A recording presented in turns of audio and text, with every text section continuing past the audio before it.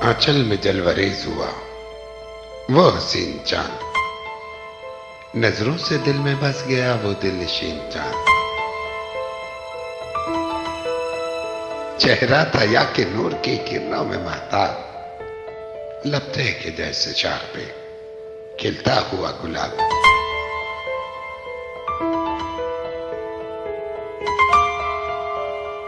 आरज़ वो सुर्ख रंग के जिसकी नहीं मिसाल, वो खालिक अज़ल ने दिया हुस्न को कमाल।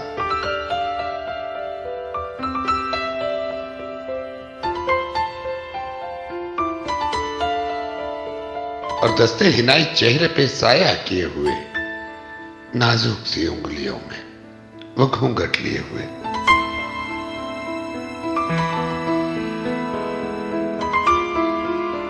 माथे पे मोतियों का वो टीका के कहकशां, बारीक अबरुओं की वो खिंचती हुई कमान। और रुख से नजर हटे ना जो एक बार दीद हो, वो खुश नसीब कौन है ये जिसकी ईद हो।